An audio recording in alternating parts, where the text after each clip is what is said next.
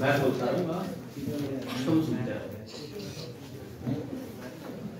और एक आध जो चीज नोट करने के वो नोट कर लो। कल हमने पढ़ लिया था, मतलब पिछली क्लास में, ठीक है, सिंधु घाटी सभ्यता ओरिजिन पढ़ लिया था। उसका विस्तार पढ़ लिया था। टाइम पीरियड का हमें पता लग गया। सिंधु घाटी सभ्यता का टाइम कब से कब तक है। उसकी हमें एरिया कौन सा है, ठीक है, कहाँ तक विस्तार है वो पता लग गया हमें, ठीक है। इसके अलावा हमें उसकी कुछ विशेषताएं पता लगी, ठीक है। सिंधु घाटी सभ्यता की विशेषताएं, जैसे उनका आर्थिक जीवन हमने पढ़ा, ठीक है, उनका धार्मिक जीवन हमने पढ़ लिया, और उनकी जो नगर निर्माण योजना है या उनकी स्थापत्य कला है वो हमने पढ़ ली। अभी हम ये कर लेते हैं कि एक इम्पोर्टेंट और इसमें टॉपिक होता है जिसमें क्वेश्चन आते हैं, वो है कि हड़प्पा सभ्यता के कौन से स्थल हैं इम्पोर्टेंट, और वहां से हमें क्या मिला है, और वो किस नदी के किनारे। ये तीन चीजें, मतलब ये हड़प्पा स्थल मैं लिख देता हूं, ये प्रमुख हड़प्पा स्थल है, सारे नहीं पढ़ सकते हम। हड़प्पा स्थल और अवशेष, और वहां से हमें क्या अवशेष मिला, ये टॉपिक पढ़ेंगे। ये कौन कौन से प्रमुख हड़प्पा स्थल हैं, और वहां से हमें क्या क्या चीजें मिली हैं, और वो कौन सी नदी के किनारे बसा हुआ है, ठीक है। इसमें इस नदी का तो मेरे ख्याल से तुम्हें सबको पता होगा। एक नदी है, ठीक है, चनाब। ये नदी कौन सी है ये बताओ? सिंधु। ये नदी सिंधु नदी है ना, सिंधु नदी।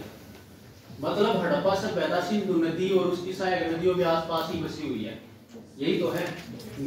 फिर एक नदी है चेनाब नदी, चेनाब। एक नदी है सतलुज नदी, एक नदी है रावी नदी, ठीक है, एक नदी है रावी। बस इतनी सी कर लेते हैं, इसी से काम चल जाएगा हमारा।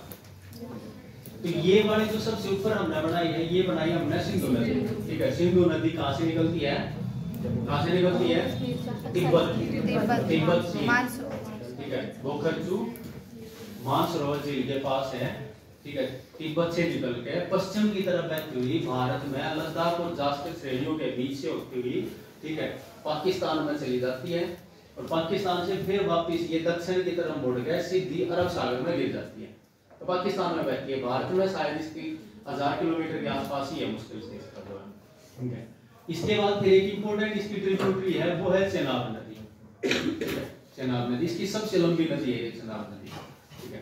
इसके बाद फिर है हमारे पास रावी नदी, और एक है हमारे पास सतलुज नदी। सतलुज नदी कहाँ से निकलती है, ठीक है, राजस्थान जी, ठीक है, तिब्बत से।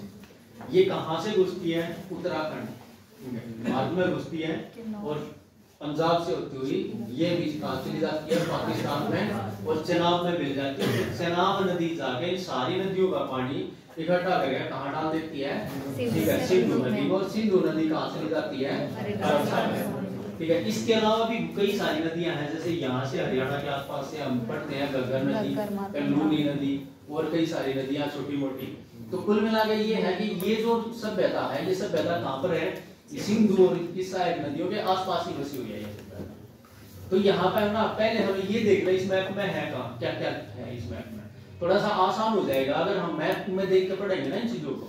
इसके स्थल पढ़ने हैं, याद रखने हैं। ऐसा नहीं है कि आज मैं वैसे बता दूंगा तो लगेगा कि हाँ मेरे याद नहीं है, पर 2 दिन के बाद तुम भूल जाओगे। अगर इसको लंबे टाइम तक याद रखना तो हमें पता होना चाहिए कि मैप में ये कहाँ सी है, ठीक है। तो हमें लंबे टाइम तक याद रहेंगे, फिर इसको देखते हमें ध्यान आ जाएंगे चीजें। ये बताओ ये क्या है, यहाँ पे क्या है? यहाँ पर होता है अरब सागर, ठीक है। ये क्या है? बे ऑफ बंगाल, बंगाल की खाड़ी। ये क्या है वैसे? श्रीलंका है। श्रीलंका की क्या इंपोर्टेंस है बताओ? टोटारा टोटारा इससे भी आस है भाई, टोटाई, ठीक है। फिर मैं भी आस गए हैं, ठीक है, राज्य में भी आस गए, ठीक है।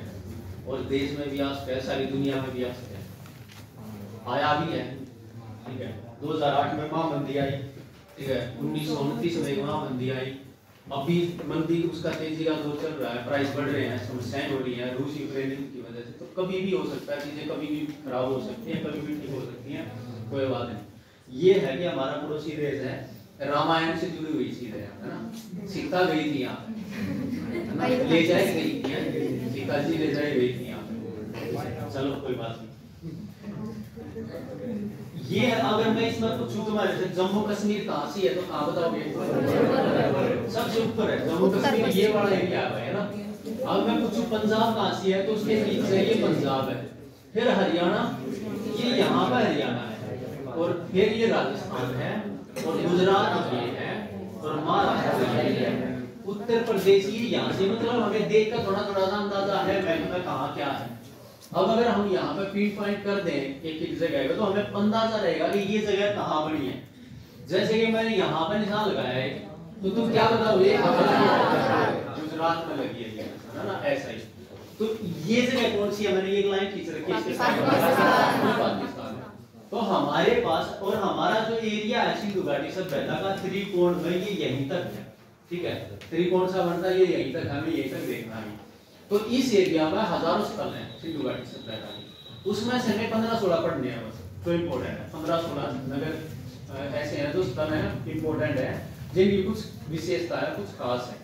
ठीक है, वे पढ़ने हैं तो उनको हम बारी बारी से पढ़ेंगे। जैसे पाकिस्तान में कौन से हैं, ठीक है, जम्मू कश्मीर में कौन सा है, हरियाणा में कौन सा है, पंजाब में कौन सा है, राजस्थान में कौन सा है, हम इस तरीके से पढ़ेंगे इनको बारी बारी।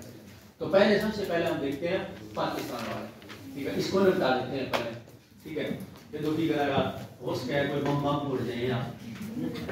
तो पाकिस्तान में सबसे पहले एक चीज और याद रखनी है, जब हम हड़प्पा के स्थल पढ़ते हैं ना, तो सबसे पहले हमने एक चीज ध्यान रखनी है कि भारत में सबसे ज्यादा हड़प्पा स्थल कहाँ पर है? गुजरात। ये चीज याद रखनी है, भारत में सबसे ज्यादा हड़प्पा स्थल कहाँ पर है? गुजरात। ठीक है, आजादी से पहले सबसे पहले हड़प्पा सभ्यता का पता कहाँ से लगा है, कहाँ पर खुदाई हुई है? पाकिस्तान में। और पाकिस्तान में कौन सा नगर खोजा गया? हड़प्पा। तो हमें हड़प्पा के बारे में पता होना चाहिए, कब खोजा गया है? ठीक है, हड़प्पा स्थल की खुदाई, तो इसका पहला इंपोर्टेंट नगर है हड़प्पा, और इसी के नाम पर इस सभ्यता को बोलते हैं हड़प्पा सभ्यता। हड़प्पा कहाँ पर है? ये है माउंट गोमरी जिला, माउंट गोमरी जिला, ठीक है, पंजाब प्रांत, पाकिस्तान। पंजाब प्रांत पाकिस्तान, 3 प्रांत है इंपोर्टेंट, हमें पता होना चाहिए थोड़ा थोड़ा पाकिस्तान के। देखो, उत्तरी पाकिस्तान है उसको बोलते हैं पंजाब प्रांत, उत्तरी पाकिस्तान को हम कह देंगे पंजाब प्रांत है। ठीक है, जो दक्षिण में दक्षिण पूर्व की तरफ ना गुजरात के साथ लगता हुआ जो एरिया है, इसको हम बोल देंगे सिंध प्रांत है। वो जो ये पीछे वाला ना, ये यहाँ वाला, इसको हम बोल देंगे ये बलूचिस्तान है, ये बलूचिस्तान प्रांत है। ठीक है, इसको हम ऐसे बोल देंगे। तो ये कहाँ पर है? हड़प्पा, माउंट गोमरी जिला, पंजाब प्रांत, पाकिस्तान में। तो पंजाब प्रांत का मतलब थोड़ा सा ऊपर होगा। ठीक है, तो कौन सी नदी के किनारे है?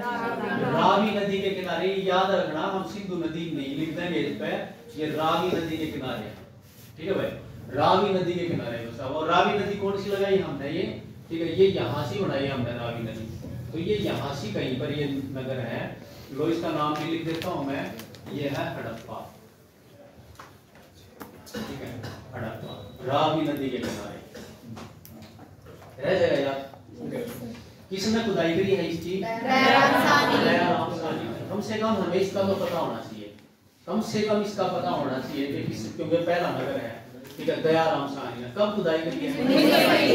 1921 में खुदाई करी गई है दयाराम साहनी के द्वारा। 1921 में इसका पता लगाया गया है। क्लियर है ये बात? ठीक है, इस यहाँ से मिला क्या क्या हमें साक्ष्य क्या मिले हैं? ठीक है, यहाँ से हमें क्या क्या साक्ष्य मिले हैं? सबसे पहले एक समाधि मिली हमें यहाँ पे, समाधि को हमने नंबर दिया है R37।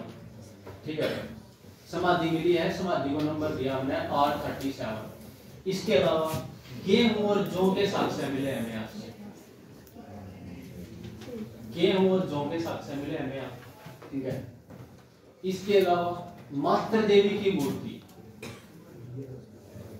अब ये अलग अलग जगह पर, हर जगह पे मिली है, कई सारी चीजें कॉमन मिलेगी आपको, ऐसा लगेगा या तो वहां पे मिलेगी, तो कोई टेंशन की बात नहीं है।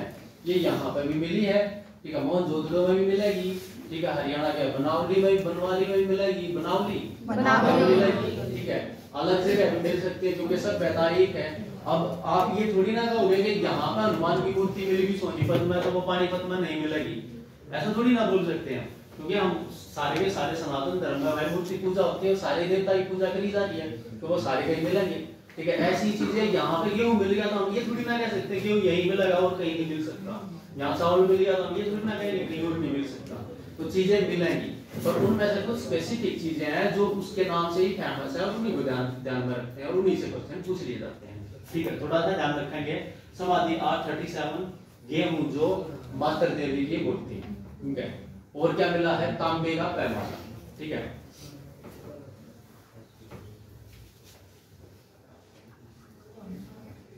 ठीक है, और इसके अलावा अगर किसी बच्चे ने कुछ याद कर भी रखा हो, ठीक है, कोई कर रखा हो, कुछ याद कर रखा हो, या फिर आपके सामने आ जाए पढ़ते आना, ठीक है, और आपको लग रहा है ये आसान है, इंपॉर्टेंट है, याद है, तो वो भी जोड़ देंगे हम इस लिस्ट में, ठीक है, वो भी जोड़ लेंगे हम इस लिस्ट में। तो ये मत सोचना कि हमें तो बस ये बताया था क्लास में, हमने यही तक रहना, अगर इसके अलावा कुछ याद हो रहा है तो वो भी जोड़ लेंगे। इसके अलावा, ठीक है, हमने पढ़ा था कि ये क्या करते थे, ये प्रजनन अंगों की पूजा करते थे, ठीक है, तो यहाँ पे प्रजनन अंग भी मिले हैं, ठीक है, किसके, स्त्री और पुरुष पाषाण के, ठीक है, पाषाण से बने हुए प्रजनन अंग भी मिले हमें यहाँ। तो ये इंपोर्टेंट चीजें हैं जो हमें कहां से मिलती हैं, हड़प्पा से मिलती हैं, ये चीजें हड़प्पा, ठीक है। दूसरा इंपोर्टेंट स्थल है इनका, ठीक है, मोहनजोदड़ो।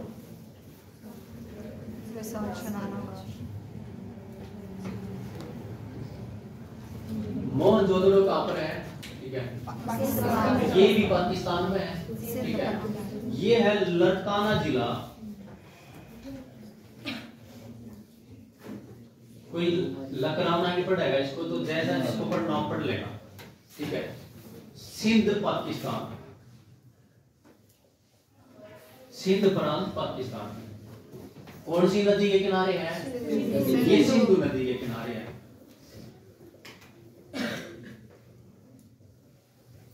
इसकी नदी है सिंधु नदी, और ये सिंधु नदी है भाई, तो हम कह सकते हैं ये यहाँ कहीं सी है, ठीक है, मोहनजोदड़ो,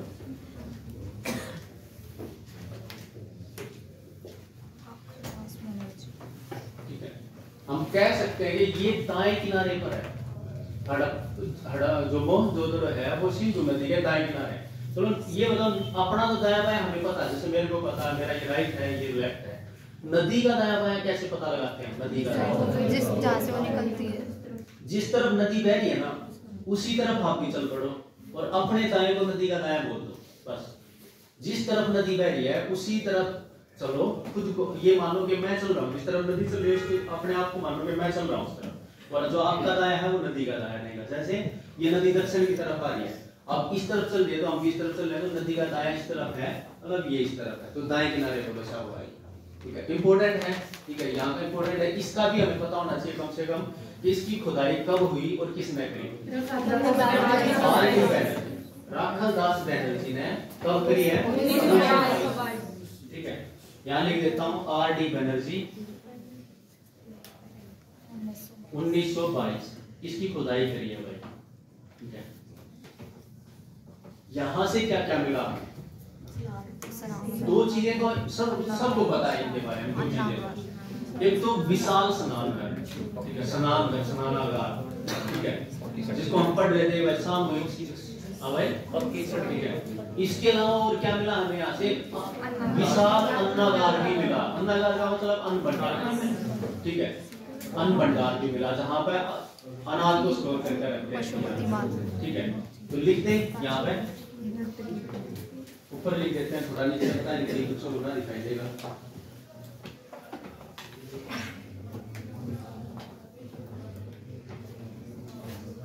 ये इसकी अवशेष लिखते हैं भाई, हम लिखेंगे विशाल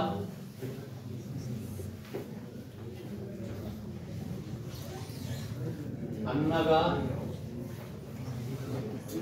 स्नानघर, स्नानघर, स्नानागार, पक्की सड़कें, पढ़ी थी ना पक्की सड़कें? Yes sir. पक्की सड़कें मिली हमें यहाँ से। इंपॉर्टेंट चीज सूती वस्त्र, सूती वस्त्र के साथ से मिला हमें यहाँ से, ठीक है। इसके अलावा कांस्य की नर्तकी, ये सारे इंपॉर्टेंट है भाई। कांस्य की नर्तकी, ठीक है। पशुपति पुरुष देवता, पशुपतिनाथ, ये हमें मिली है पशुपतिनाथ। और एक इंपॉर्टेंट घोड़े के साक्ष्य, घोड़े के साक्ष्य भी मिले हैं। तो ये कुछ इंपॉर्टेंट चीजें हैं जो हमें हड़प्पा मोहनजोदड़ो से मिली हैं, ठीक है। क्या स्नानघर सबको पता है, अन्न भंडार गृह सबको पता है, पक्की सड़कें हम पढ़ चुके हैं, यहाँ से मिली हैं। सूती वस्त्र, हड़प्पा वासियों ने सबसे पहले क्या करा था, कपास सबसे पहले पैदा करी थी, तो इनको सूती वस्त्र बनाना आता था। ये पता कैसे लगेगा, क्योंकि हमें सूती वस्त्र मिला है। हड़प्पा वासी कपड़े पहनते थे, ठीक है। ये हमें कैसे पता लगा, उनको कपड़े बनाने की तकनीक पता थी, ये हमें कैसे पता लगा, क्योंकि हमें कपड़े का शेष मिला वहां सूती वस्त्र, ठीक है। कहाँ से मिला है, मोहनजोदड़ो से, ठीक है। कांस्य की नर्तकी, हड़प्पा वासियों को कांस्य की नर्तकी ये मूर्ति है, ठीक है। लेडीज मूर्ति है, स्त्री मूर्ति है, नृत्य मुद्रा में मूर्ति है, किससे बनी हुई है, कांस्य से बनी हुई है, ठीक है।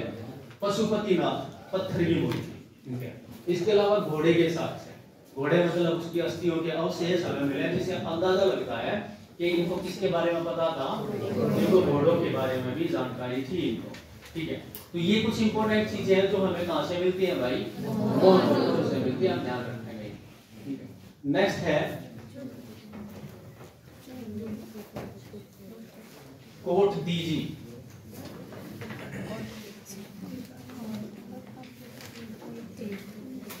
कोट दीजी, ये भी सिंध पाकिस्तान में है। सिंधु नदी के किनारे ही है।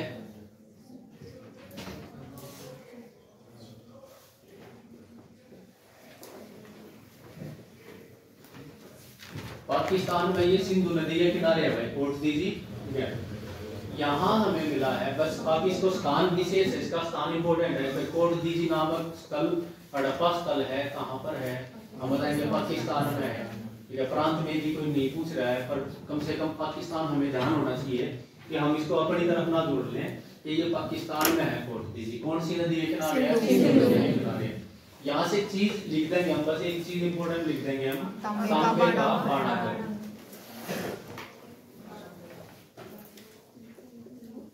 बाणागर, बाणागर का मतलब होता है तीर का, जो तीर होता है, ठीक है।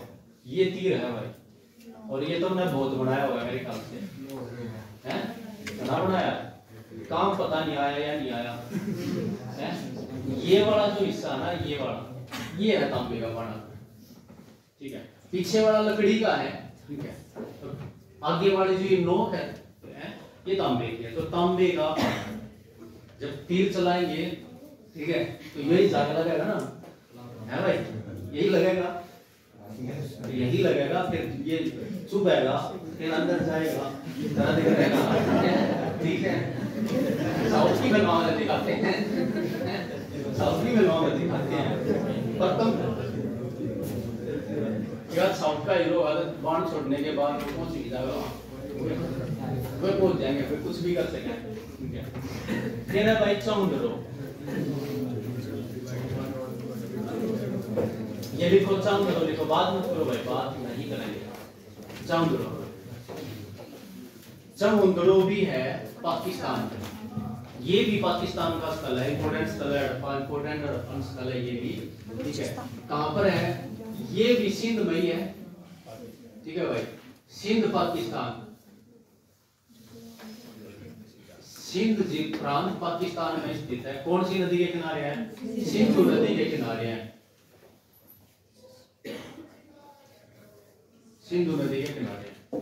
यहां से क्या मिला, श्रृंगार सामग्री, डेंटिंग पेंटिंग का सामान है, श्रृंगार सामग्री। लिख देता हूँ इसको, अलग रंग से लिखते हैं भाई है, श्रृंगार सामग्री।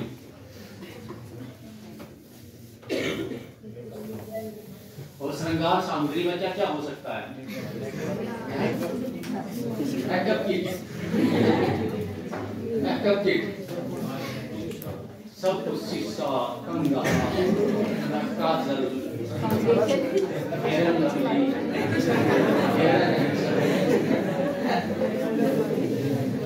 लड़कों के लिए भी था फेयर एंड मिला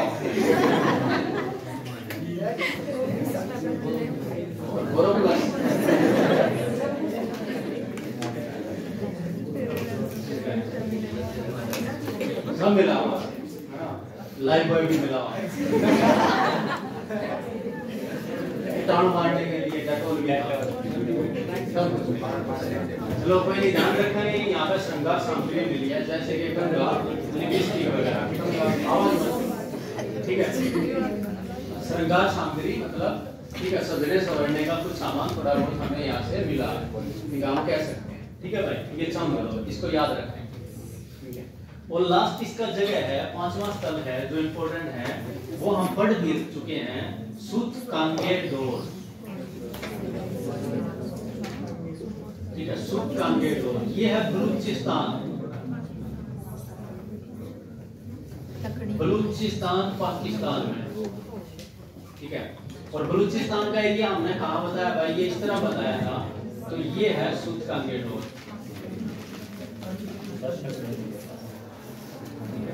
इसकी कौन सी नदी है? दासक नदी है बेटा, इसकी ना दासक नदी,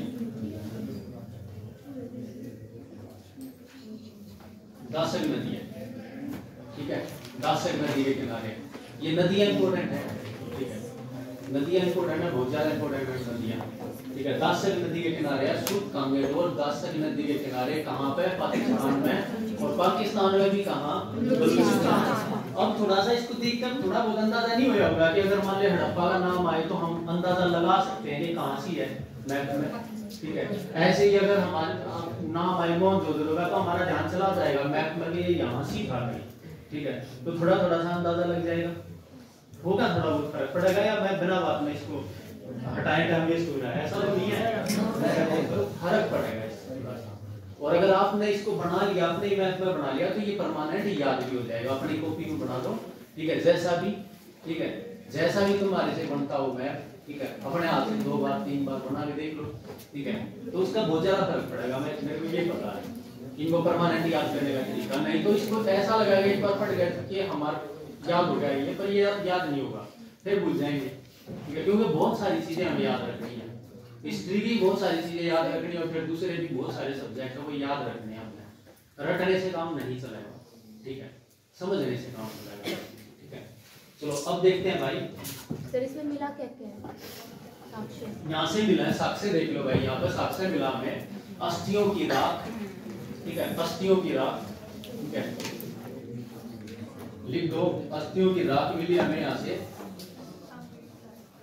ठीक है, तांबे की कुल्हाड़ी मिली हमें यहाँ से, मिट्टी की चूड़ियां मिली है यहाँ से, मिट्टी की चूड़ियां, तांबे की कुल्हाड़ी, ठीक है,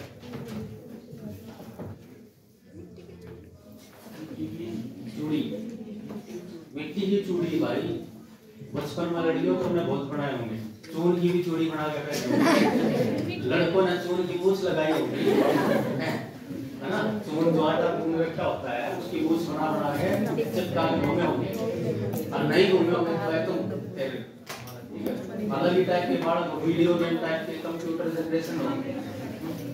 चलो जम्मू कश्मीर का देखते हैं भाई, जम्मू कश्मीर में एक जगह पड़ी थी हमने, ध्यान है, आवाज मत करो, एक तो आवाज मत, जम्मू कश्मीर में एक जगह है मांडा, कौन सी नदी के किनारे? चिनाब नदी के किनारे मांडा नामक एक जगह है, ठीक है, कहाँ पर है ये? जम्मू कश्मीर। इसकी क्या विशेषता पड़ी है हमने? हड़प्पा सभ्यता का सबसे उत्तरी हिस्सा है, हड़प्पा सभ्यता का सबसे उत्तरी हिस्सा है, चिनाब नदी के किनारे, ठीक है। सेम चीजें यहाँ से ही, ठीक है। इसी तरह के कुछ फसलों के अवशेष, खाद्यान्न, ठीक है, कुछ खिलौने, ठीक है।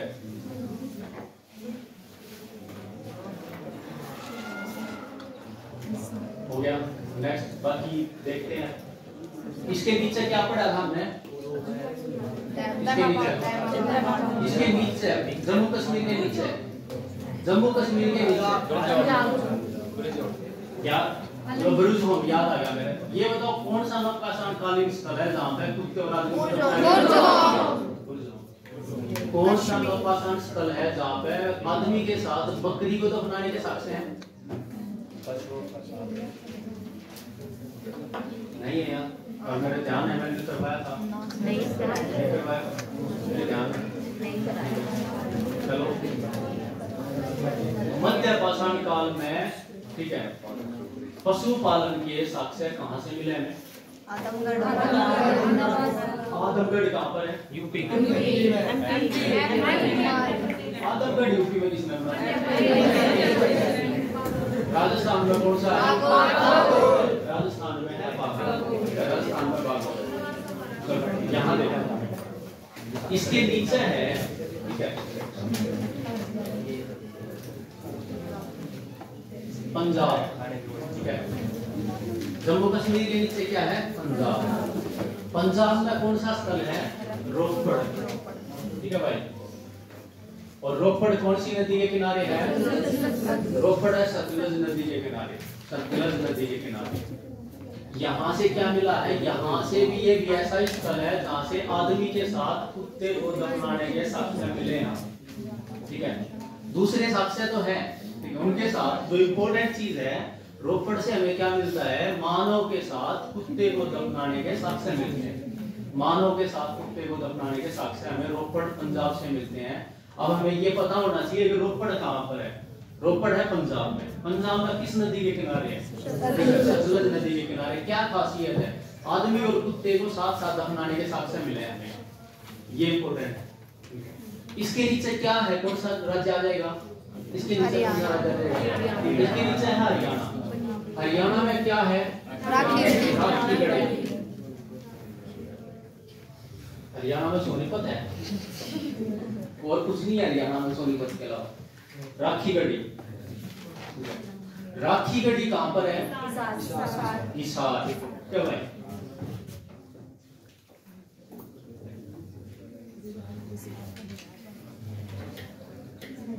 हिसार हरियाणा। कौन सी नदी है? घग्गर नदी है, ठीक है भाई, घग्गर नदी के किनारे, ठीक है। राखीगढ़ी है घग्गर नदी के किनारे। ये देखो यहाँ से मिला क्या क्या है? यहाँ से मिले हमें, यहाँ से भी हमें एक अन्नागार मिला है। अन्नागार जहाँ पे अन्न को रखने का स्थान है, अन्नागार यहाँ पे मिला है।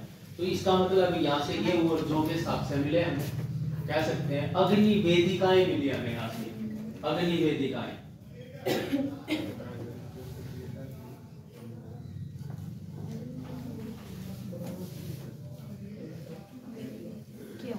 हल्की आकृति, हल्की आकृति मिली हमें यहाँ से। हल्की आकृति भी मिली है भाई हमें यहाँ। अग्निवेदिका क्या होती है? अग्निवेदी होती है एक तरह से हवनकुंड टाइप का, हवन करते हैं एक तरह से, इस तरह का लगा लो, हवनकुंड टाइप का मिला हमें, ठीक है। अब राखीगढ़ी है तो यहाँ पे जो दुर्ग है, देखो हम क्या पढ़ रहे हैं? हम पढ़ रहे हैं कि हड़प्पा के जो स्थल हैं दो भागों में बटे हुए हैं। एक पश्चिम भाग का ऊंचा भाग है और ये निम्न भाग है, ठीक है। जो ऊंचा भाग है वो सुरक्षा से घिरा हुआ, उसको दुर्ग बोलते हैं। तो इस दुर्ग के लिए चारों तरफ दीवार है।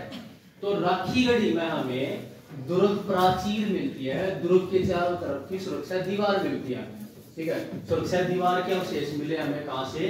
राखीगढ़ी से, ठीक है। जो दुर्ग है, दुर्ग के चारों तरफ सुरक्षा की दीवार है, सुरक्षा दीवार दुर्ग प्राचीर के साक्ष्य मिलते हैं, ठीक है।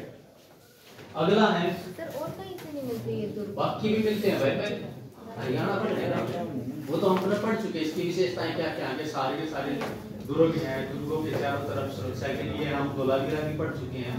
पर क्यों हम हरियाणा पढ़ रहे हैं? तो हरियाणा के बारे में पढ़ा है, ठीक है। बनावली है, बनपाली है? बनावली।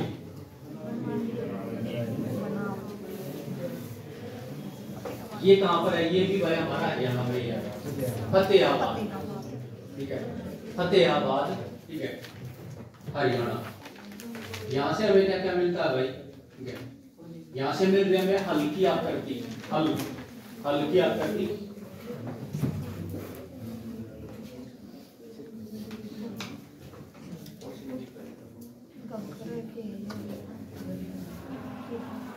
नदी लिख दो, इसकी रंगोई नदी है, रंगोई, इसकी नदी है रंगोई, रंगोई नदी के किनारे है, बनावली रंगोई नदी के किनारे है, हल्की आकृति मिलती है हमें यहाँ। ठीक है, तांबे का बाड़ाकर, मातृ देवी की मूर्ति,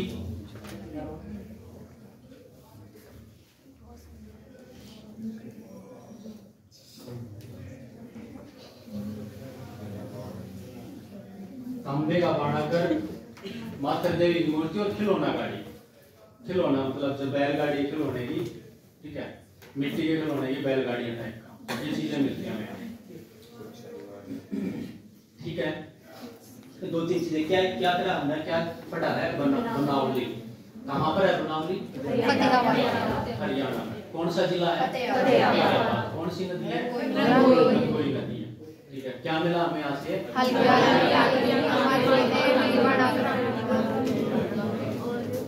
नेक्स्ट है, इसके नीचे कौन सा आ जाएगा हमारे पास? राजस्थान। कालीबंगा। राजस्थान का इंपोर्टेंट जगह है कालीबंगा। कालीबंगा को भी पढ़ा जाता है घग्गर नदी के किनारे। ठीक है, ये भी घग्गर नदी के किनारे ही है। ठीक है, पर अब घग्गर नदी का ये अस्तित्व नहीं है। ठीक है, फिर भी ये घग्गर नदी के किनारे बसा हुआ था। ठीक है, कालीबंगा कहाँ पे? राजस्थान। यहाँ से हमें क्या क्या मिलता है? यहाँ से मिलता है हमें कांच की चूड़ियां। मतलब एक तरह से आप लगा सकते हो कि जो कालीबंगा राजस्थान है, यहाँ पे कांच की चूड़ियों का कारखाना था। ठीक है, कांच की चूड़ियों का कारखाना। जुते हुए खेत मिलते हैं हमें यहाँ पे। ठीक है भाई,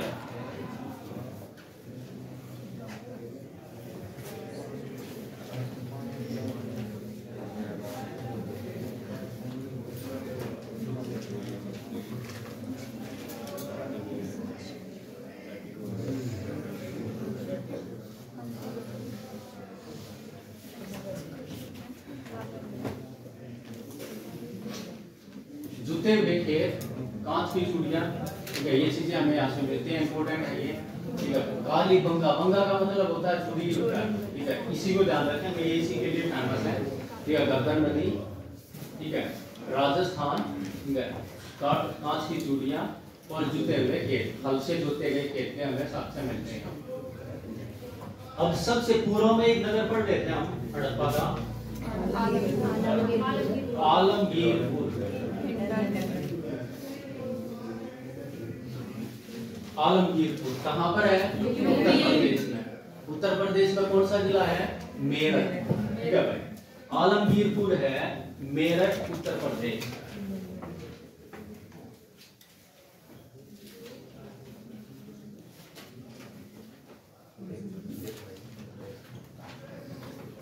ये हड़प्पा का सबसे पूर्वी नगर है। ठीक है, हड़प्पा का क्या है? सबसे पूर्वी नगर।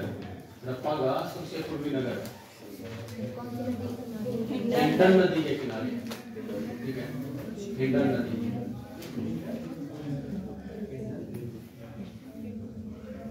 यहाँ से मिलता है भाई हमें हवन कुंड। हिंडन होता है ना बेटा, हिंडन नदी, हिंडन नदी। अग्नि में क्या है? हवन कुंड में क्या है?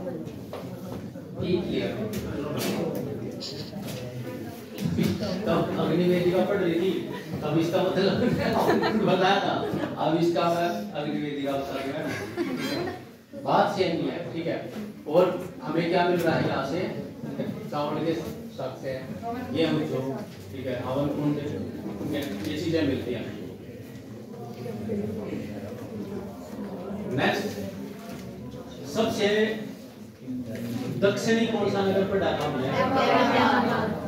अहमदाबाद। कहाँ पर है? महाराष्ट्र में। कौन सी नदी के किनारे? गोदावरी नदी के किनारे। ठीक है भाई, यही लिख देता हूं मैं गोदावरी। आवाज क्यों कर रहे हो? आवाज क्यों कर रहे हो?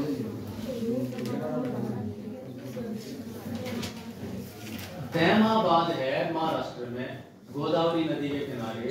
इसकी खासियत है कि ये हड़प्पा का सबसे दक्षिणी नगर है। और कुछ याद नहीं, ठीक है। हड़प्पा सभ्यता का सबसे दक्षिणी नगर है, ठीक है, दहमाबाद।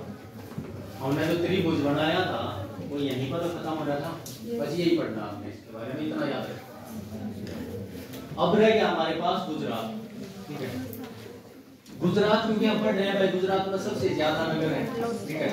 गुजरात में सबसे ज्यादा स्थल है, 4-5 आगे बढ़ेंगे, ठीक है। गुजरात में है एक इंपोर्टेंट नगर है, ठीक है। यहाँ लिख देते हैं इसको, यहाँ से ही है ये धोलावीरा,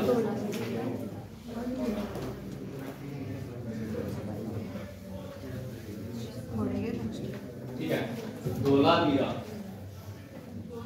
ये है मास्टर नदी है ना, मास्टर और मानहर दो नदियां हैं, मास्टर व मानहर।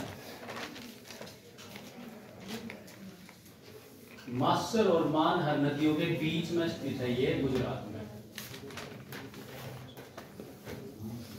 इसकी खासियत है कि इसको, ठीक है, यूनेस्को साइट के रूप में, ठीक है, घोषित कर दिया गया है, ठीक है। विश्व विरासत स्थलों की सूची में इसको शामिल कर लिया गया है, ठीक है। 2020 या 21? 2021 में। यहाँ से क्या मिलता है हमें? यहाँ से मिलता जो सबसे इम्पोर्टेंट चीज है, ठीक है, पानी को साफ करके, ठीक है, उसका क्या करते हैं, घरों में पहुंचाते हैं, ठीक है। पानी को एक तरह से वाटर ट्रीटमेंट प्लांट मिला है, ठीक है, एक तरह से वाटर ट्रीटमेंट प्लांट मिला है। यहाँ पे जल संरक्षण तकनीक मिलती है हमें, यहाँ से जल संरक्षण तकनीक उसके साथ से मिलते हैं। दूसरी चीज है जो हम पढ़ चुके हैं कि 3 सत्रों वाला नगर है, 3 सत्रों वाला नगर है। इसका मतलब क्या है कि दूसरे जो हड़प्पा स्थल हैं वे 2 भागों में बटे हुए हैं, पूर्वी निमन भाग, पश्चिमी टीला।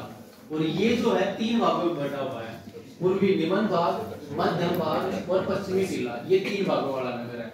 यहाँ पर क्रीड़ा स्थल मिला, मतलब एक तरह से आप कह दो खेल स्टेडियम मिला है, यहाँ पर खेल स्टेडियम मिला, ठीक है।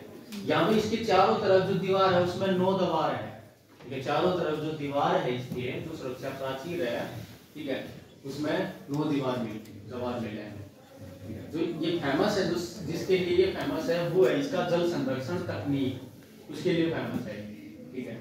इसके अलावा एक नगर पढ़ो आप, लोथल। लोथल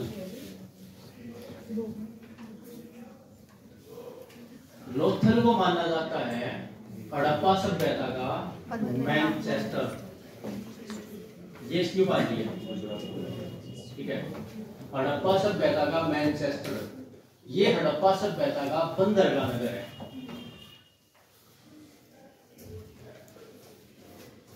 हड़प्पा सभ्यता का ये बंदरगाह नगर है। कहां पर है? गुजरात में। कौन सी नदी के किनारे है? भोगवा नदी के किनारे बेटा, भोगवा, भोगवा नदी के किनारे है। लोथल जो है इसका मानते हैं हड़प्पा सभ्यता का मैनचेस्टर। क्यों? ये हड़प्पा सभ्यता का बंदरगाह नगर है, ठीक है। पतन है ये। कौन सी नदी के किनारे है? भोगवा। कहां पर है? गुजरात में। कौन सी खाड़ी है ये? खंबात की खाड़ी है, ठीक, खंबात की खाड़ी है, ठीक, पास में। तो ये क्या करते हैं भाई, बंदरगाह में क्या होगा? ठीक है, व्यापार, विदेशी व्यापार। अब यहाँ से आप ये बताओ क्या क्या मिलने की उम्मीद हो सकती है हमें? यहाँ से क्या क्या मिला हमें? यहाँ से, ठीक है, हमें यहाँ से क्या क्या मिल सकता है? मतलब ये बंदरगाह है, इस बंदरगाह से हमें क्या क्या मिल सकता है ये बताओ। देखो यहाँ से हमें जहाज मिलेंगे, जहाज की आकृतियां मिलेंगी, जहाज मिलेगा हमें यहाँ से, ठीक है। फिर यहाँ से क्योंकि ये व्यापार करते हैं, जिस देश के साथ व्यापार करा, यहाँ से मेसोपोटामिया के सिक्के मिले हमें।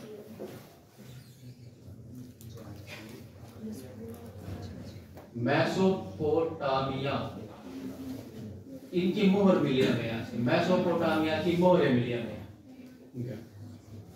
और क्या मिला? अब यहाँ अब ऐसा तो नहीं है, व्यापार होगा तो कोई ना कोई चीज तो आएगी, ठीक है। तो हमें यहाँ पे ना धान के अवशेष भी मिले हमें, धान, ठीक है, फसल धान के अवशेष, धान के साक्ष्य मिले हमें यहाँ से, दूसरे साक्ष्य मिले हमें, दूसरी चीजों के साक्ष्य मिले, दूसरे खाद्यान्नों के साक्ष्य मिले हैं, धान के साक्ष्य हमें यहाँ से मिले हैं, हमें घोड़े के साक्ष्य मिले हैं यहाँ से, ठीक है।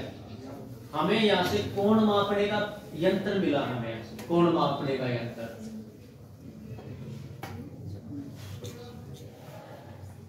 कोण मापने का यंत्र ये मिला हमें। इसके अलावा हमें यहाँ से पासा मिला, पासा बोर्ड। ये कौन सा खेल खेलते थे? टाइज, इस तरह से पासा, ठीक है, पासा बोर्ड हमें मिला है। ये 5-6 चीजें मिली, बहुत सारी चीजें मिली है, पर इनमें से ये दो चार चीजें हैं जो लगी हैं, इंपॉर्टेंट है, वे मैं आपको बता दूं। क्या मिल रहा है? जहाज, मेसोपोटामिया, तिमोर, धान, घोड़े के अवशेष, कोण मापने का यंत्र और पासा, ठीक है। ये चीजें हमें कहां से मिलती हैं? रोस्तम से मिलती हैं, ठीक है। इसके अलावा रंगपुर एक जगह है, रंगपुर, ठीक है, ये भी गुजरात में है, रंगपुर भी गुजरात में है, रंगपुर, ठीक है। ये है मादर नदी के किनारे, ठीक है, याद रखेंगे मत, कहां पर है? मादर नदी, ये मादर नदी के किनारे है, ठीक है। यहां से मिला हमें चावल के साक्ष्य, या हम कह सकते हैं जो पराल होती है ना, चावल की पराल, ठीक है, धान का पौधा, ठीक है, पराली, ठीक है, धान की पराली, ये मिला है। अभी पराली जलाने की वजह से दिल्ली में पोल्यूशन हो रहा है, केजरीवाल इल्जाम तो लगाता ही है ना, इल्जाम तो लगाते ही है। हाँ, उस बात पर जा ही नहीं रहे हैं भाई। और ये है कि पोल्यूशन तो हमें दिख ही रहा है, किसी भी वजह से हो, किसी भी वजह से पोल्यूशन तो आपको दिख ही रहा है। आज से 15 दिन पहले से, 1 महीना पहले से स्टार्ट हो गया, जैसे ही मौसम बदलने लगता है, ठीक है, इसका रीजन क्या है? ठीक है, जैसे ही मौसम बदलने लगता है तो हमें ये दिखाई देता है, हवा जो ना थोड़ी सी कंपैरेटिवली भारी रहती है, ठीक है, वो ऊपर नहीं उठती, तो उसके साथ जो पोल्यूटेंट है वो भी ऊपर नहीं जा पाते और वो अपने आसपास ही घूमते रहते हैं, ठीक है। बच्चों में सांस की बीमारी, या बूढ़ों में जिसके सांस की बीमारी या दमे की बीमारी, उनको ज्यादा तकलीफ होती है, जो स्वस्थ है उनको ज्यादा तकलीफ होती है, आंखें जलने लगती हैं, ठीक है, आंखों में जलन सी महसूस होती है, ये चीजें दिखाई देती हैं, सिम्टम्स से उसके यहाँ पोल्यूशन है। चलो एक और है इसका सुरकोटदा, ठीक है भाई, सुरकोटदा,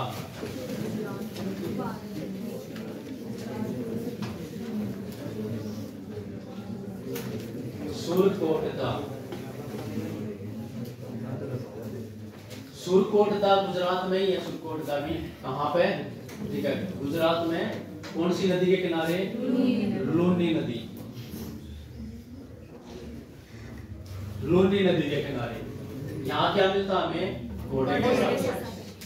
यहाँ से क्या मिलता हमें? घोड़े के साक्ष्य मिलते हैं हमें यहाँ, ठीक है, यहाँ मिलते हैं हमें घोड़े के साक्ष्य। तो ये 4-5 नगर यहाँ के भाई, ये याद रखेंगे हम सारे के सारे, ठीक है। अब ये थोड़ा बहुत आइडिया हो गया होगा, अभी इनको 2-3 बार रिवीजन करेंगे इनका, ठीक है, उसके बाद ये याद हो जाएगा। 18 थियरी का बार हफ्ते 10 दिन में ऐसे ही, मतलब जो भी क्लास हो, जो भी क्लास होगी, जैसे आज जो क्लास होगी वो आज तो रिवीजन करनी है, कि ऐसा कर लो कि एक ऐसा टाइम टेबल बना लो कि वो 5-6 दिन के बाद दोबारा फिर रिवीजन हो जाएगी, ठीक है, 15-20 दिन के बाद तीसरा फिर रिवीजन हो जाए उसका, ठीक है। मतलब 1 महीने के अंदर जो आज क्लास पढ़ रहे हो आप किसी भी सब्जेक्ट में, कोई भी टॉपिक, वो महीने के अंदर 2-3 बार रिवीजन हो जाना चाहिए उसका। और महीने में जब 2-3 बार रिवीजन हो जाएगा उसका, तो आप ये सोच लेना कि आप ठीक चल रहे हो और वो याद हो गया, वो याद हो जाएगी। एक बार पूछ के देखूं मैं, ठीक है, पूछ के देखता हूँ मैं। आलमगीरपुर कहाँ पर है? कौन सी नदी के किनारे? रिटर्न नदी के किनारे, ठीक है। मांडा कहाँ पर है? कौन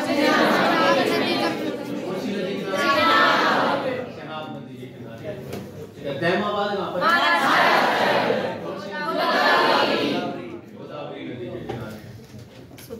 कोटदा कहाँ पर है? नदी के किनारे। बनावली कहाँ पर है? कौन सी नदी है? रंगोई नदी है। काली गंगा राजस्थान है। क्या मिला?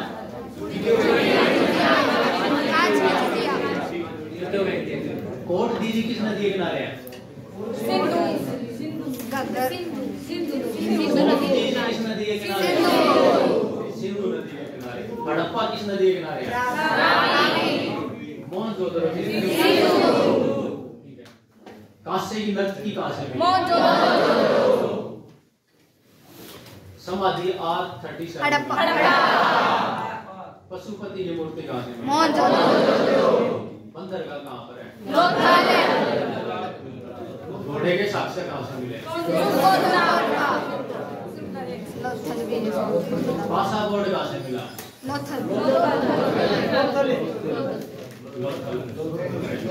तीन सत्रों वाला नगर हड़प्पा सभ्यता में जल संरक्षण तकनीक ठीक है। तो ये थोड़ा थोड़ा सा याद हो गया है, कुछ याद हो गया है, कुछ एक बार और पढ़ोगे तब याद हो जाएगा। ठीक है, इसके बारे में रहेगा। अब इसका थोड़ा सा ना एक दो चीजें और बताता हूँ।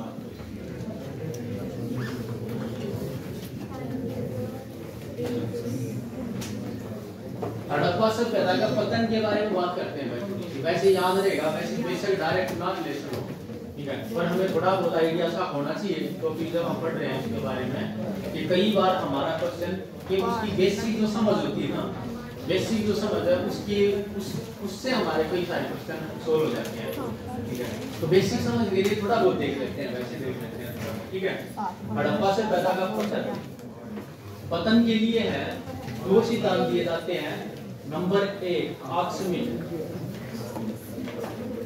आकस्मिक का मतलब है अचानक। एक है कर्मिक।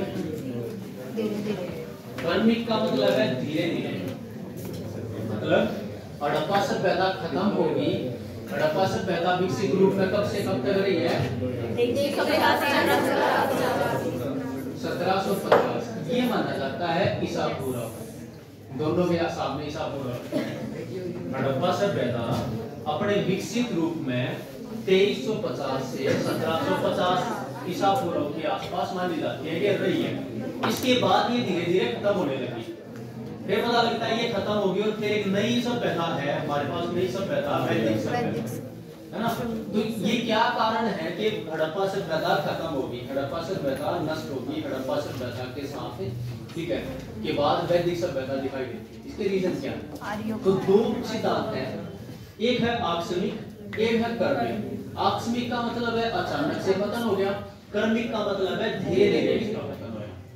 इस आकस्मिक वाले में हम लिखते हैं कि विदेशी आक्रमण भाई, ठीक है। और विदेशी कौन सा आक्रमण? आर्यों का आक्रमण। आर्यों का आर्य। दूसरा क्या पढ़ते हैं हम? बाढ़। ये बाढ़ आ गई और बाढ़ से खत्म हो गया सब कुछ। फिर पढ़ते हैं नदी ने रास्ता बदल दिया, नदी मार्ग परिवर्तन। नदी ने रास्ता चेंज कर दिया, ठीक है। यहाँ पानी की किल्लत होगी, ठीक है, तो इनके जीवन का संकट इनके सामने पैदा हो गया, जिसकी वजह से इस जगह को छोड़ के इधर उधर जाने लगी। फिर मानते हैं अग्निकांड कि यहाँ पे आग लगी नगरों में, जिसकी वजह से ये सब पैदा खत्म हो गया। पर लगता नहीं है कोई लॉजिक सा बनता है, ठीक है ना भाई।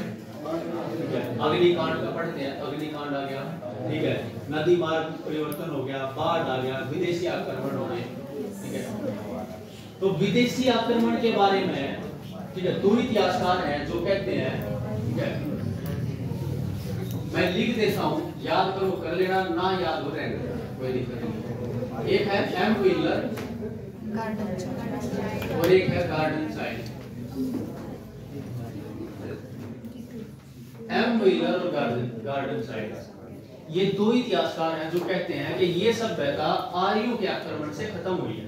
आर्यों ने इन पर आक्रमण कर दिया और इनको मार काट दिया, कुछ बचे जो इधर उधर भाग गए और इनकी जगह पर अधिकार कर लिया, ये सभ्यता खत्म हो गई।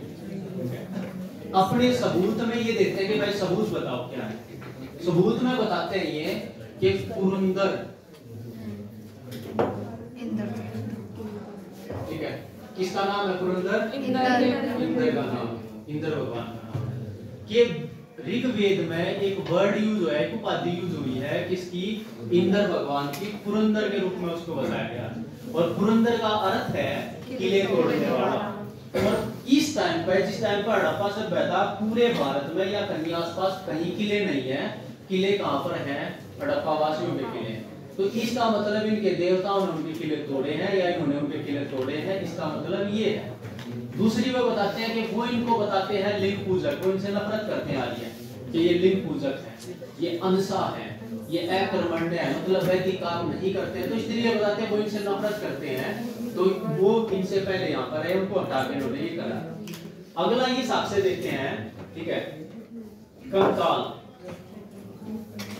ठीक है, कंकालों में चोट के साक्ष्य, चोट, धारदार हथियारों के चोट के साक्ष्य, ठीक है।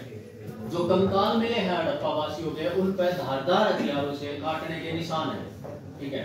और कई सारे कंकाल एक जगह पे मिले हैं, सामूहिक कब्रें मिली हमें, तो और उनके ऊपर कई सारी धारदार हथियारों के निशान है। तो इससे ये अंदाजा लगाया जाता है कि यहाँ पे आक्रमण हुआ, उन्होंने इनको मारा काटा और उनको डाल दिया, ठीक है। ये सिद्धांत दिया जाता है। अगला सिद्धांत है बाढ़ का। बाढ़ का सिद्धांत देते हैं एक इतिहासकार है मार्शल और दूसरा इतिहासकार है मेके। ये बताते हैं, ठीक है, कि हड़प्पा सभ्यता का पतन जो है वो बाढ़ से हुआ, क्योंकि इसके ज्यादातर जो नगर है ना वो गांव से वे नदियों के किनारे बसे हुए, तो बाढ़ आई, ठीक है, और बाढ़ में सब कुछ बह गया। ये बताते हैं भाई साक्ष्य दो, ठीक है। ये साक्ष्य क्या देते हैं, ठीक है, पानी दीवारों पर, ठीक है, पानी के साक्ष्य, पानी की लेयर के साक्ष्य है भाई। मतलब कैसे? जब बाढ़ का पानी चढ़ता है तो एक निशान भी बढ़ जाता है, तो किस तरीके से निशान मिले हैं वहां पर दीवारों पर, जिसे ये बताते हैं कि बाढ़ आई, कुछ आदमी बाढ़ में बह गए, मर गए, कुछ आदमी फिर बाढ़ से बचने के लिए वहां से पलायन करके वहां से दूसरे क्षेत्र में चले गए। ये साक्ष्य दिया जाता है। कुछ आदमी बोलते हैं कि नदी ने रास्ता बदल लिया, और इसमें बताने वाला है एम वत्स।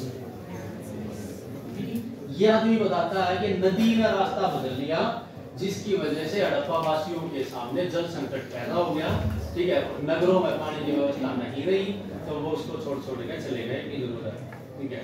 ऐसा ये बताते हैं। अग्निकांड, जैसे अभी हमने पढ़ा ना, ये कई जगह हमें क्या मिली है कि हमें हड्डियों की राख मिली है ना भाई, हड्डियों की राख मिली है, अस्थियों की राख मिली है, ठीक है। तो इससे पता लगता है कि सामूहिक कब्रें मिली हैं जहाँ पर जड़े हुए निशान कई सारी जगह पर मिलते हैं। तो बताते हैं कि यहाँ पर जरूर से जरूर क्या हो रहा है, कोई बड़ा अग्निकांड हो रहा है जिसकी वजह से ये भाग गए यहाँ से। पर ये चीजें इनमें सबसे ज्यादा जो माने जाते हैं ना, वो विदेशी आक्रमण माना जाता है, आर्यों का आक्रमण। फिर बाढ़ में भी लोग रिलाई करते हैं कि हाँ ये भी कर्मिक पतन में मानते हैं, ठीक है, कि पारिस्थितिकी परिवर्तन हो गया भाई।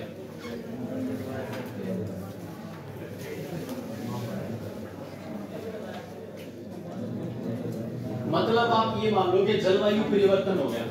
अब जलवायु परिवर्तन एकदम से तो होगा नहीं, ठीक है, इसमें टाइम लगेगा जलवायु परिवर्तन होने में, जैसे अभी होने लगेगा, धीरे धीरे होने लगेगा।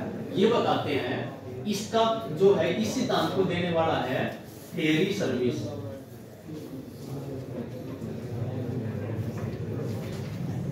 ये सिद्धांत दिया है इतिहासकार हेरी सर्विस ने। बात मत करो, इस सिद्धांत को दिया हेरी सर्विस। ये पारिस्थितिक परिवर्तन हो गया, मतलब जलवायु परिवर्तन हो गया, जिसकी वजह से ये इधर उधर चले गए, छोड़ गए। कैसे? कि हड़प्पा वासियों में जनसंख्या बढ़ गई। जब जनसंख्या बढ़ी तो इन्होंने उसी लेवल की इनको खाद्यान्न की आवश्यकता हुई, और जगह की आवश्यकता हुई, ठीक है, चीजों की जरूरत तो पूरा करने के लिए इन्होंने वनों की कटाई कर दी, ठीक है, जिसकी वजह से यहाँ का जो ना पारिस्थितिक संतुलन बदल गया, जलवायु परिवर्तन हो गया, और ये जगह रहने के लिए, ठीक है, ये जगह रहने के लिए, ये जगह रहने के लिए ठीक नहीं रही और ये यहाँ से क्लाइंट तक। इसके अलावा फिर इसी में एक चीज बताते हैं कि व्यापार, ठीक है भाई, व्यापार का पतन हो गया। तीसरा बताते हैं प्रशासन शिथिल हो गया, ठीक है, इनका प्रशासन शिथिल हो गया। क्या चाहिए, क्या करेगा, चला ही नहीं।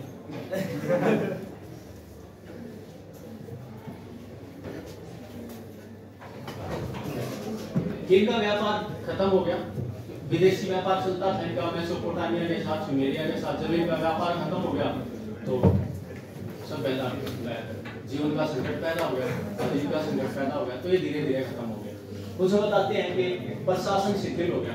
ये शुरुआत में भी प्रशासन ना काफी अच्छे तरीके से, आप आज के टाइम पे इसको मान के सब देख सकते हो। आज हमारे देश में, ठीक है, सही गलत की मैं नहीं कर रहा हूँ, मोदी सरकार है, फैसले थोड़े ठीक ले रहे हैं, तो सब कुछ एक तरह से ठीक सा चल रहा है। अगर मान लेते हैं कि कोई और कमजोर सा प्रधानमंत्री हो, कमजोर सा लीडर हो, ठीक है, तो चीजें खराब हो जाएंगी। या फिर यूपी का एग्जाम्पल ले लो, योगी आदित्यनाथ, अच्छे अच्छे जो क्रिमिनल थे वे सारे लाइन पर लगे हुए हैं, सब ठीक ठीक चल रहा है, ठीक है। और उससे पहले की सरकारों को देख लो तो सब कुछ अराजकता की, वहां पर आदमी रात को निकलने से भी डरते थे। तो प्रशासन जब शिथिल हो गया तो यहाँ पे अव्यवस्था फैल गई, जिसकी वजह से ये सब व्यथा खत्म हो गई। ये अलग अलग चीजें दी जाती हैं, तो इनमें हम ज्यादा नहीं जा रहे हैं डिटेल में। ये इसका पतन जो है ना, इन आधारों को माना जाता है कि भाई इनका पतन इस कारण से होगा, ये सब व्यथा, ठीक है। इसके अलावा सभ्यता में जो लिपि है वो हम पढ़ नहीं पाए हैं। कैसी है इनकी लिपि, इनकी चित्रात्मक लिपि है, चित्रात्मक शैली है, ठीक है। सभ्यता की जो लिपि है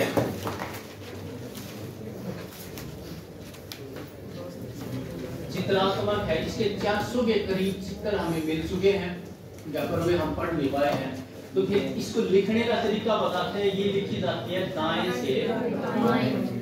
दाएं से बाएं लिखी जाती है भाई, ये दाएं से बाएं। समझ में आएगा दाएं से बाएं कैसे, जब हम पढ़ नहीं पाए हैं, ठीक है, तो हमें कैसे पता दाएं से बाएं लिख रखी है। अंदाजा ऐसे लगाया, मान लेते हैं हमारे पास ना ये पेज है, ठीक है, और हम इस पेज पे यहाँ से लिखना शुरू करते हैं, ठीक है। जब हम यहाँ पर लिख रहे होते हैं ना तो हम स्पेस ठीक ठीक छोड़ते हैं, सबकी आदत है। पर जब हम यहाँ पहुंच जाते हैं ना तो स्पेस कम हो जाता है और अक्षर छोटे बनते हैं, ठीक है, इस तरीके। तो लगता है कि भाई यहाँ पे हम कोशिश करते हैं कि हमारा जो सेंटेंस है यहाँ पूरा हो जाए, ठीक है, या जो हम वर्ड लिख रहे हैं वो दाना रहेगा, हम यहीं पर पूरा लिख रहे हैं, हम कोशिश करते हैं। तो इसी तरीके से इस सभ्यता में भी इस तरीके से ये चीजें जो मिली हैं, इतिहासकार अंदाजा लगाते हैं कि ये सभ्यता, ये लोग दाएं से बाएं लिखते थे, ठीक है, ये लोग दाएं से बाएं लिखते थे चीजों को, ठीक है, ये चीजें मानी जाती हैं, ठीक है। फिर आता है इनकी जो मोहरे हैं, हड़प्पा सभ्यता में मोहरे हैं, ये वर्गाकार भी हैं और आयताकार भी हैं।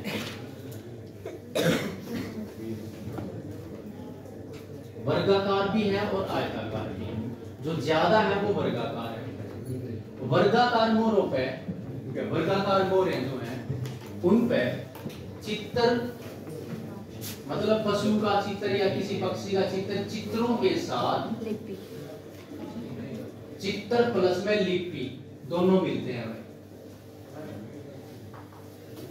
वर्गाकार मोरों पे चित्रों के साथ साथ लिपि भी मिलती है, मतलब चित्र भी मिलते हैं उनके ऊपर और लिपि भी मिलती है, लिखा हुआ भी मिलता है, ठीक है। और इन पे मिलती है सिर्फ चित्र, इन पे सिर्फ चित्र मिलते हैं, इनके ऊपर मिलते हैं हमें सिर्फ चित्र। अब ये बनाई किससे जाती है, ये मोरे सेल खड़ी, ठीक है, याद रखना है। वैसे धातु से भी मिलती हैं, पर ज्यादातर जो मोरे बन रही है ये किससे बन रही है, सेल खड़ी से। याद रखेंगे बेटा इसको, सेल खड़ी पत्थर। सेल खड़ी क्या होता है, पत्थर होता है। सेल खड़ी पत्थर की मोहरें मिलती हैं। वैसे धातु की मोहरें मिलती हैं, तांबा-कांस्य की मोहरें होती हैं, पर यहाँ पे जो ज्यादातर है सेल खड़ी पत्थर की मोहरें। सेल खड़ी नरम पत्थर होता है, ठीक है, तो सेल खड़ी पत्थर की मोहरें।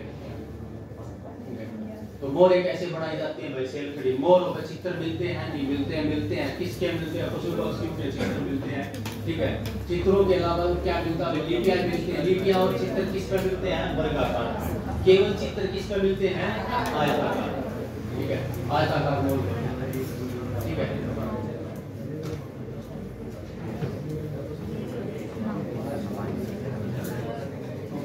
ये मूर्तियां जो बनाते हैं हड़प्पा सभ्यता में, मूर्तियां जो बनाई गई हैं, मूर्तियां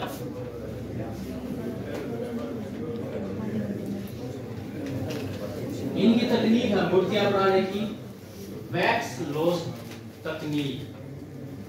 वैक्स लॉस तकनीक मतलब, ठीक है, जो वैक्स होता है, मोम होता है, वो खत्म हो जाएगा, उसके वो वाली तकनीक। ये कैसे करते हैं? ये बनाते हैं, मोम की गुड़िया बनाई एक तरह से, मोम की कोई आकृति बनाई उन्होंने, उसके ऊपर मिट्टी का लेप चढ़ाया। ठीक है, उसके बाद क्या करा इन्होंने? उस मिट्टी का लेप चढ़ाते रहे, मोटी परत जमा दी उस मूर्ति के ऊपर, फिर उसको आग में पका दिया। ठीक है, उसमें छिद्र करके आग में पका दिया। अब जैसे ही इसको आग में पकाएंगे, गर्म होगा, मोम पिघल जाएगा, मोम पिघल के बाहर निकल गया। ठीक है, वो होगी सख्त, उसका खाका तैयार हो गया मूर्ति का। अब उसके अंदर कांसा पिघला गया, उसके अंदर छोड़ दिया, मिट्टी के उस खाके के अंदर, उसमें छोड़ दिया। अब उसको फिर जैसे ही वो ठंडा होगा तो उसको मिट्टी को हटा दिया और मूर्ति बन। तो ये जो टेक्निक थी ये अपनाते थे कौन सी? और इसको क्या बोलते हैं? वैक्स लॉस तकनीक। वैक्स लॉस तकनीक बोलते हैं इसको। ठीक है, इस तकनीक से ये मूर्तियां बनाते हैं। ठीक है, एक ना कुछ ये पिंचिंग विधि से भी कुछ बनाते थे। मिट्टी की जो मूर्तियां बनाते थे, मिट्टी की मूर्तियां, वो पिंचिंग विधि से बनाते थे, मतलब चिकोटी काट काट कर उनको ऐसे इस तरीके से दबा दबा के उनसे, ठीक है, पिंचिंग तकनीक से ही बनाते थे। तो मूर्तियां जो है ना हमारे पास, जो मूर्तियां मैं बताना तो आपको चाह रहा हूँ, ठीक है, धातु की मूर्तियां मिली हमें, ठीक है, पत्थर की मूर्तियां मिली हमें, और मिट्टी की मूर्तियां मिली हमें। ठीक है, हमें दोनों तीनों तरह की मूर्तियां मिलती हैं। धातु की मूर्तियां भी मिलती हैं, मिट्टी की मूर्तियां मिलती हैं, पत्थर की मूर्तियां मिलती हैं। मिट्टी की हम कह रहे हैं, हम पिंचिंग तकनीक है, ठीक है, इस तरीके से बनाते हैं ये। और धातु की मूर्तियां जो कैसे बनाते हैं, ठीक है, वैक्स लॉस तकनीक। और जो पत्थर की है वो भाई अपना छेनी हथौड़ा जो भी इस्तेमाल करते होंगे ये उससे बनाते हैं। ठीक है, तो हमें धातु की भी मिलती है, पत्थर की मिलती है, और मिट्टी की मिलती है। ठीक है, कपड़ा बनाना इनको आता है, क्योंकि सिंधु घाटी सभ्यता के लोगों ने सबसे पहले कपास पैदा करी है। सबसे पहले कपास कहाँ पे पैदा हुई है? सिंधु घाटी वासियों में। और कपड़े के साक्ष्य हमें कहाँ से मिल रहे हैं? बहुत जोधपुर से हमें कपड़े के साक्ष्य मिल रहे हैं। ठीक है, तकनीक में अगर कहें कि इनकी तकनीक कहाँ तक, ये सारी की सारी हम तकनीक तो पढ़ रहे हैं। इनकी तकनीक सिर्फ और तकनीकी तो नहीं है मूर्तियां बनाना, ठीक है, सिर्फ तकनीक है। कपड़ा बनाना तकनीकी तो है, जहाज निर्माण तकनीकी तो है भाई, इनकी तकनीक है, इनकी टेक्नोलॉजी तो है। वैसी थोड़ी ना बना लेगा, जहाज बना लिया उन्होंने। ठीक है सर, आप जो मापने का ना, जो पैमाइश के लिए इन्होंने यूज करा है, सोडा और उसकी आवर्तक, सोडा और उसकी आवर्तकों का इस्तेमाल करते हैं ये मापने के लिए। मतलब इनके जो बट्टे हैं, बट्टे, ठीक है, ठीक है, भार मापने के लिए ये सोडा, ठीक है, 32, 64 इस तरीके से है। ठीक है, इस तरीके से है, क्योंकि आज तक भी हम 1 रुपए के 16 आने पढ़ते आए हैं। ठीक है, मतलब जब हमारे बड़े बुजुर्ग हमें बताते हैं कितने आने के, हाँ भाई 1 रुपए में 16 आने, ठीक है, इस तरीके से हम पढ़ते आए हैं। ठीक है, तो ये इस तरह इस्तेमाल करते हैं, ये है इनका मापने का तरीका। तो ये भी एक तकनीक है। कांसा बनाना, कांसे में कौन कौन सी धातुएं शामिल होती हैं? तांबा और टीन। तो ये भी एक टेक्नोलॉजी है। ठीक है, जहाज निर्माण टेक्नोलॉजी है, पासा बोर्ड बनाना टेक्नोलॉजी है। ठीक है, ग्रिड पद्धति से सड़कों का निर्माण करना तकनीक है। ठीक है, 2 मंजिले घर बनाना तकनीक है, पक्की ईंटों के घर बनाना तकनीक है। ठीक है, नालियां पक्की रखना ये भी तकनीक है इनकी। तो तकनीक की दृष्टि से काफी ज्यादा उन्नत है ये सभ्यता। ठीक है, कहने की बात ये है कि सभ्यता तकनीक की दृष्टि से भी उन्नत है। फिर हम ये देखते हैं, इसके अलावा सभ्यता की एक खास बात ये देखते हैं कि ये सभ्यता, ठीक है, व्यापारिक सभ्यता है, व्यापार प्रधान है। ठीक है, व्यापार प्रधान है। ठीक है, मतलब ये युद्ध प्रिय नहीं है, ये युद्ध प्रिय नहीं है, ये व्यापार प्रधान है, व्यापार प्रिय नहीं है। मतलब यहाँ पे व्यापारी लोग ज्यादा रहते हैं, शिकारी टाइप के लोग नहीं रहते हैं। अगर हम वैदिक सभ्यता की बात करें ना तो वो शिकारी लोग हैं, ठीक है, वो शिकारी लोग हैं, ठीक है। तो जब ये व्यापार प्रधान है तो यहाँ पे क्या मिलेंगे ज्यादा औजार, ठीक है, ये व्यापार प्रधान है, यहाँ पे मिलते हैं ज्यादा औजार, और जो शिकार प्रधान होगा वहां क्या मिलेंगे हथियार, ठीक है। तो यही रीजन है, एक रीजन ये भी बताते हैं कि हड़प्पा वासी आर्यों से क्यों हार गए, ठीक है, क्योंकि ये व्यापारी लोग थे, इनके पास हथियार नहीं है, वो शिकारी लोग हैं। तो शिकारी जो होगा वो वैसे भी बलशाली होगा, थोड़ा सा शारीरिक रूप से भी थोड़ा तगड़ा होगा, ठीक है, उसके हथियार भी ठीक ठाक होंगे, फिर वे घोड़ों से खींचे जाने वाले रथों का भी इस्तेमाल कर रहे हैं, इस तरह के उनके पास चीजें नहीं है, तो ये हार गए उनसे, ठीक है, ये उनसे हार गए। तो यहाँ पर हमें ज्यादातर मिलते हैं हथियार, औजार। औजारों में क्या भाई, ठीक है, जो भी काम करने के लिए सेल्फ के लिए दराती मिल सकती है, कुल्हाड़ी मिल सकती है, ठीक है, कोई और मिल सकता है, छेनी मिल गई, हथौड़ी मिल गई, कुछ और चीजें मिल गई, ठीक है, और उनके पास क्या मिलेंगे धनुष, बाण, तलवार, भाले, ठीक है, ये चीजें मिल गई।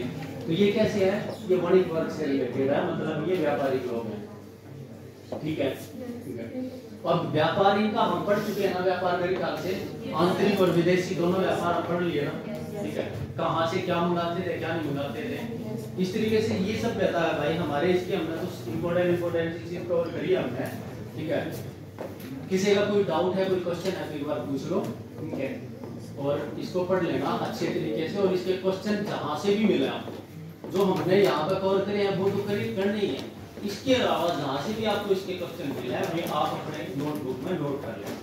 बाद में जब एग्जाम के टाइम पर हम रिवीजन करेंगे तब हमें आसानी रहेगी, हम इधर उधर नहीं भागना पड़ेगा, कई सारी किताबें नहीं देखनी पड़ेंगी, क्योंकि जितनी ज्यादा किताबें इकट्ठी करके रखोगे उतना ही ज्यादा रिवीजन में टाइम लगेगा, और टाइम लगेगा तो उतना ही ज्यादा कंफ्यूज रहोगे और पेपर में परफॉर्मेंस नहीं बनेगी, ठीक है। तो कम से कम रखना सिलेबस को, तो मैं इसलिए कह रहा हूँ कहीं और भी क्वेश्चन मिले तो वो अपनी नोटबुक में उतार लें, ठीक है, और नहीं समझ में आ रहा है तो हम अगली क्लास में उससे पूछ लेंगे। अब है किसी का कोई डाउट है भाई, किसी का कोई डाउट है?